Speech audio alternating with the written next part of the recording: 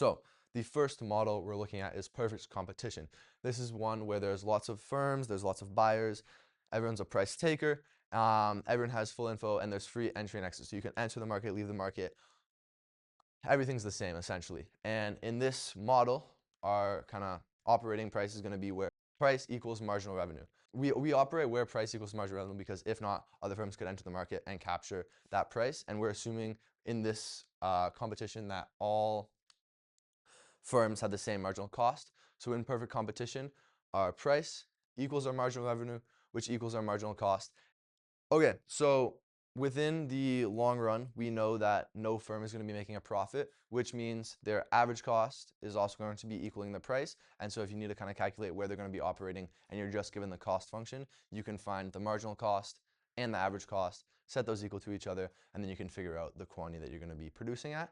And so in the short run, there's a chance they could be making profit, but then firms are going to enter this market because they can, and then it's going to drive up quantity, which will make sure that everyone's getting zero profit. And then there's consumer surplus and producer surplus.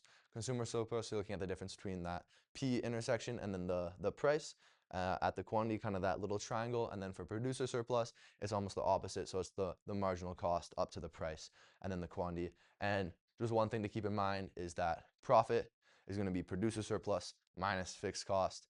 If there are no fixed costs, profit equals producer surplus. And you're maximizing your total surplus, which is good for everyone, at equilibrium.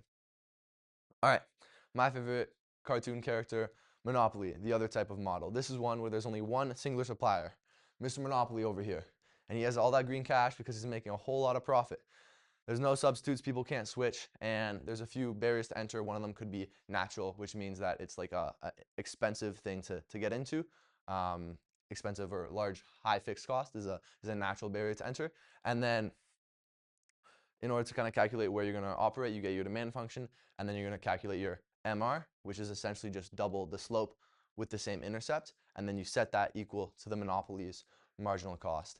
And that is going to be where demand is elastic. Because if demand wasn't elastic, you could increase price and get more money in terms of the quantity reduced. So monopolies will always be producing where demand is elastic on kind of that upper end of the demand curve.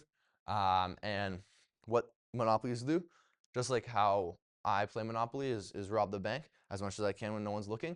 And essentially what that does is by charging a higher price, then there's less quantity within the market, which means there's this thing called deadweight loss because we're not at that optimal, perfect competition quantity.